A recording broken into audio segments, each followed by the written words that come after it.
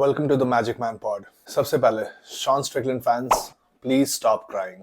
और robbery wobbery तो please मत ही बोलो। Come on, may be petty theft, robbery नहीं है। शॉन वर्सेस रिकर्स बहुत ही क्लोज फाइट थी, super super close, super close. सबसे इंपॉर्टेंट फैक्टर जिसकी वजह से शॉन स्ट्रिकलैंड ये फाइट हार गए, ये मैं आपको बताऊंगा, लेकिन 2 मिनट में let's recap rest of the UFC fights जो कि इस कार्ड में हुए।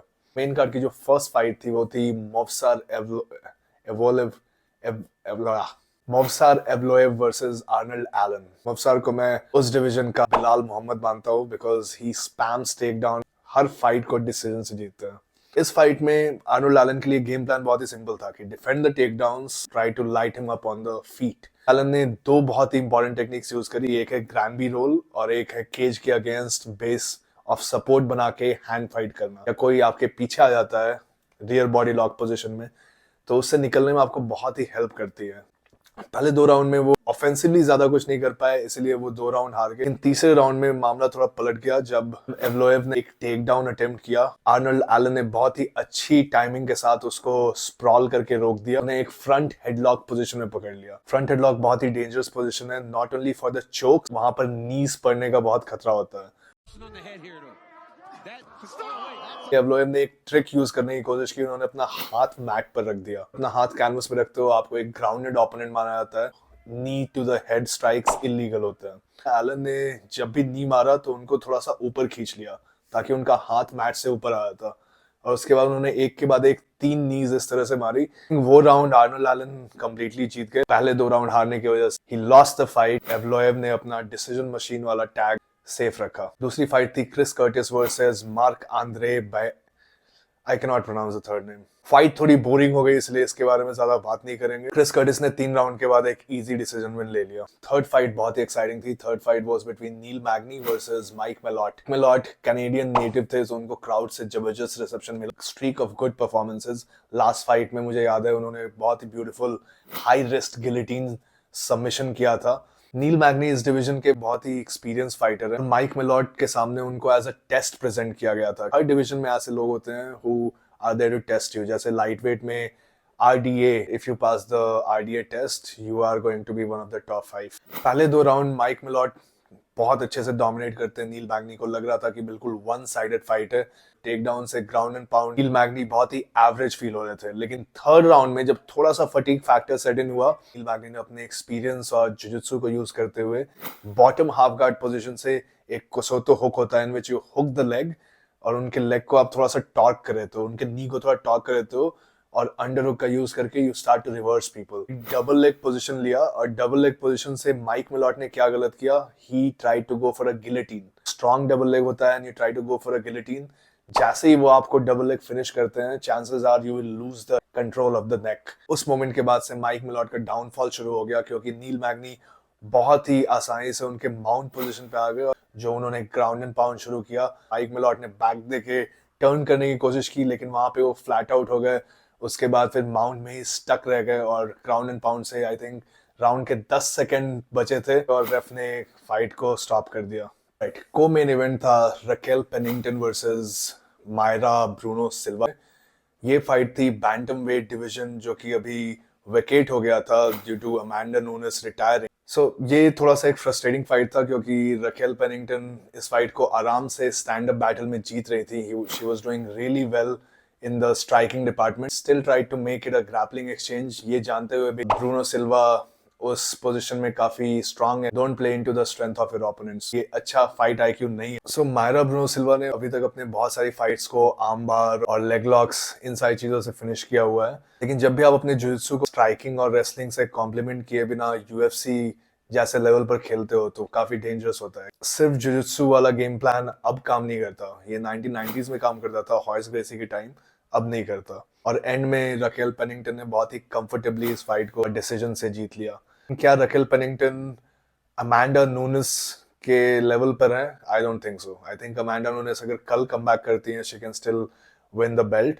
Right, so finally let's come to the main event, जिसको सुनने के लिए आप यहाँ पे आए हो। आई नो मैटर बहुत ही फ्रेश है, सो एक लंबी सांस लेते हैं and then will try to technically analyse this fight कि इसमें हुआ क्या। इस फाइट में आने के पहले क्वेश्चंस क्या क्या थे। जो सबसे पहला बड़ा क्वेश्चन था कि इनकी स्टाइल्स आपस में कैसे मैच करेगी, क्योंकि शॉन स्ट्रिकलैंड का भी बहुत ही फॉरवर्ड प्रेशर वाला गेम है, इजराइल के अगेंस्ट उन्होंने बहुत ही सक्सेसफुली यूज किया था। ड्रिकस डुप्लेसी को हम सब जानते हैं, throws caution to the wind और सिर्फ मार्च फॉरवर्ड करते हैं। सेकंड सबसे जो बड़ा क्वेश्चन था वो था कि डीडीपी का कार्डियो कैसा फेयर करेगा इस मैच में।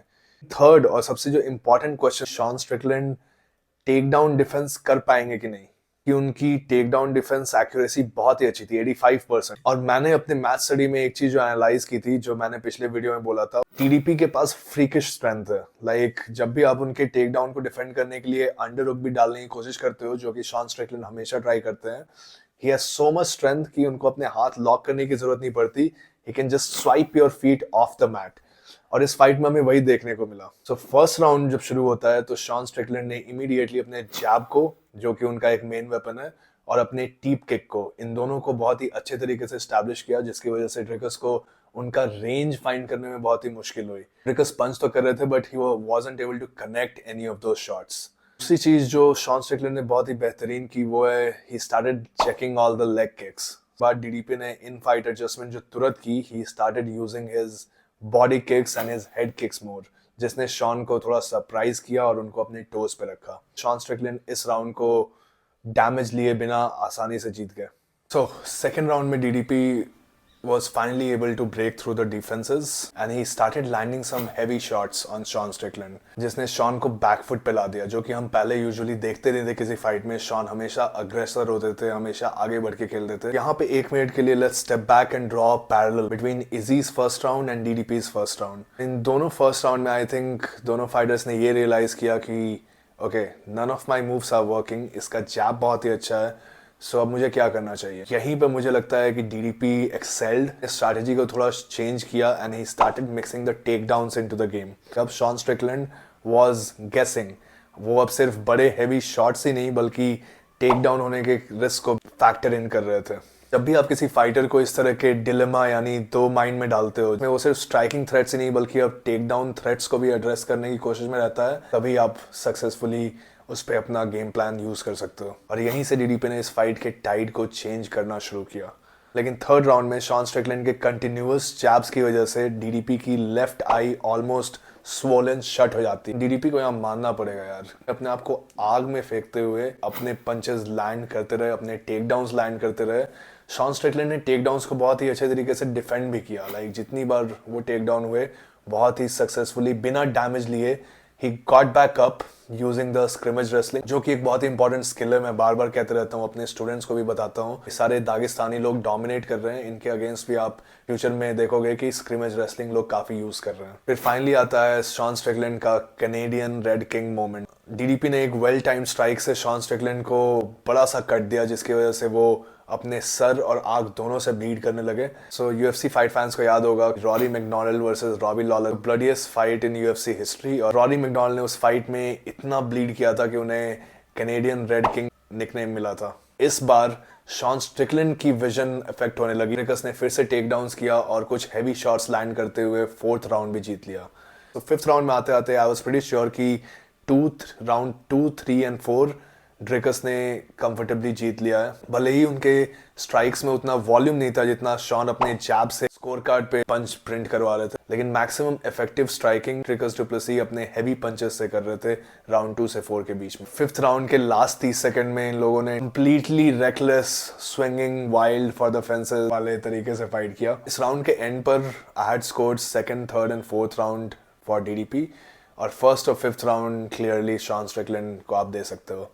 यहीं पर आता है यूएफसी जजिंग का ये ड्युअलिटी, जिसमें कि जब भी फाइट इतना क्लोज होता है, स्पेशली चैंपियनशिप फाइट, तो लोग कहते हैं कि you have to beat the champion to be champion. Real question था, did Dricus do enough to beat the champion? मेरे को इससे कोई कंप्लेन नहीं है because I was rooting for DDP to win. इस फाइट में सबसे बड़ा फैक्टर था जिसने इस फाइट को ड्रिकस की तरफ स्विंग कर दिया, वो था उनका रिलेंटलेसनेस।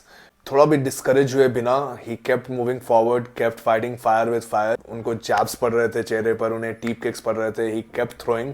ही used his takedown game well. Strickland को अपने गेम से थोड़ा थ्रो ऑफ कर दिया क्योंकि अब उनको टेक डाउन डिफेंस के बारे में भी सोचना पड़ रहा था। बड़ा सा कट किया, made it visually look like ज्यादा डैमेज ड्रिकस ने दिया है। तो ये फाइट अब मुझे लगता है कि अभी रिसेंट हिस्ट्री की one of the best fight में से एक है। नॉट ओनली द फैक्ट कि ये एक वॉर था इसलिए, बट ऑल्सो बिकॉज स्ट्रेटेजिकली ये बहुत ही अच्छी फाइट थी। दोनों फाइटर्स ने हर राउंड में अपने टैक्टिक्स और अपने स्ट्रेटेजी को चेंज किया और एडजस्टमेंट्स की, जो कि इन फाइट करना बहुत ही मुश्किल होता है। अगर ये क्लोज डिसीजन शॉन स्ट्रिकलैंड के फेवर में भी जाता, so I had no complain. इसी तरह के फाइटिंग स्टाइल से we expect the champion and challenger both to fight, जो कि हमें मिडिल वेट में बहुत टाइम से देखने को नहीं मिलता था। किंग ऑफ स्नूज बहुत ही सेफ फाइट करते थे टाइटल रिटेन करने के लिए।